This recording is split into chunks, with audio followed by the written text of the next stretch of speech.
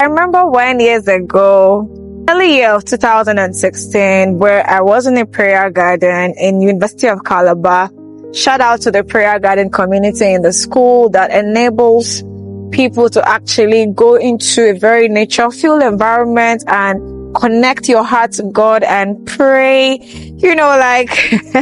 I mean, you've heard this story severally from me, of course. So after my kind of like disappointment meeting with my pastor then, where I was expecting my pastor to tell me what to do with my life because of the kind of perception I had that if a pastor tells you what to do and you do it, you get result. And then reaching the pastor meeting, the pastor now told me, Adaka, are you sure you're a Christian? I said, yes, I'm a Christian. He said, if you're a Christian indeed, you will not be asking me to play the role of the Holy Spirit for you.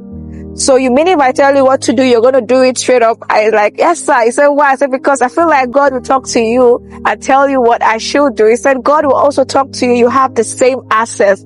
Shout out to Pastor Ose Imiamohon as well, because that was a very strong counsel that, made me kind of disappointed that day, but opened my mind and drove me into some level of anger where I said, okay, you know what? Since I've been told I have the same access like Pastor Ose has with God, let me go to God in the prayer garden and just talk to God that He has to show me who I was, what I was to do in my life. I didn't want to live a life of trial and error, trying to just make things work. You know how life can be so a lot and busy. So I went to the prayer garden like this and, prayed. I mean, I'm trying to remember how the prayer went, but I know that I was in that bush prayer garden alone, crying, praying, all of those things, and then fell into trance. And then I saw a revelation of who I was and even what I was to do. And then the journey started from there, where I decided to, this is what I'm going to be doing now. Embarking on the journey, using my voice to transform lives, setting up an organization, all of those things actually started there.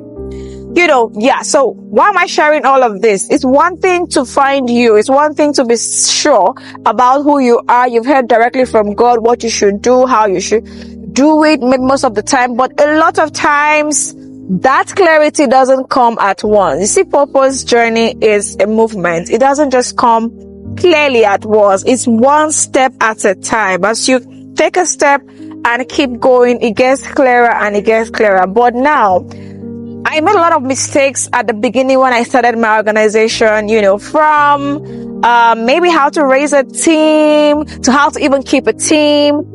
My team grew from a team of one person that I spoke to 4 persons to 5 persons. At a point, we were even up to 200, 300. We were a lot. Public health students were all over coming to TFT to volunteer, to gain experience. I also had social work department students also a lot around to volunteer as well. So we were a lot. But one thing I did was I never even knew how to maintain certain structure, database. I couldn't even measure changes. A lot. So starting a non-profit organization, an NGO, as young as you are, or something you want to do, is not just starting, getting your name cleared, getting your vision cleared, and then heading out to I want to do this activity. You can just get busy doing a lot of activities.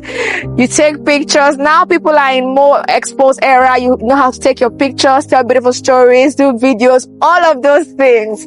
You posted nice work. People supported you. Maybe you got personal funds. People gave you money, You did the work, you were like, I'm so happy I was able to do this. I've changed a life. I've done that. But, sometimes you might get yourself doing all of those things. It's even draining. It's taking all of your time. 3 years, 4 years, 5 years. You're still you've been so busy doing all of those activities. And then you're like, why are you not growing? You have an NGO too. Why are there no growth? So, there are things you should know. So I have made mistakes over time, 2016, 2017, 2018. In fact, 2019, when I got the organization formally registered with the support of my team as well, there were things I did not document. I didn't know certain things to put in place. Some certain things I've lost them. You understand? So there are things I learned. So I'm just saying, if you're in that shoe, You're starting an organization, you are less than 5 years, you know that maybe you have not really like become firm, you've not grown.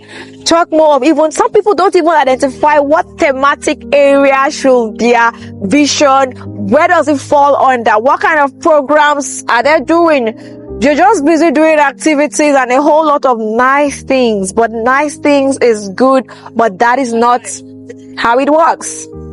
Passion is good, you have it, is a good fuel, but that is not what will bring growth to your organization. You have a large team of people that you call when you have activity, you call them your volunteers, you guys have t-shirts, all of those things, my guys. That is not how to build your team or build an organization. So now, I know that many might be in this situation, or,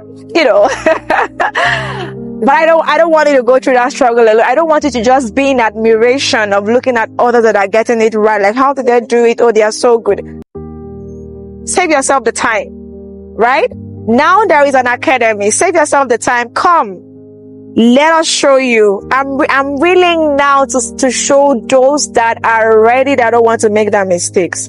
Don't waste that resources. Don't waste that time. Don't waste those people that you have around. Let's do it the right way, right? Sometimes even your naming might even be wrong.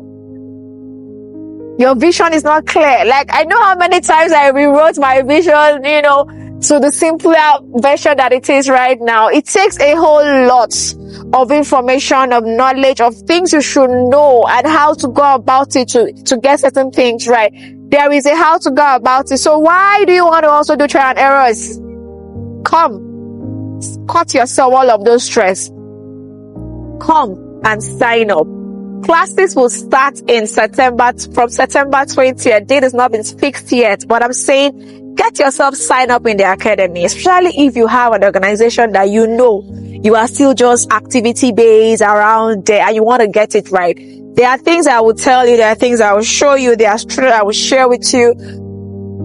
At least it should move you from this point that you are to maybe this point, certainly, but it will not enable you make those mistakes again. All right, so let's stop making mistakes, guys. I hope this helps, and I'll see you on the other side of my table. All right, and let's do things right, young people. See you.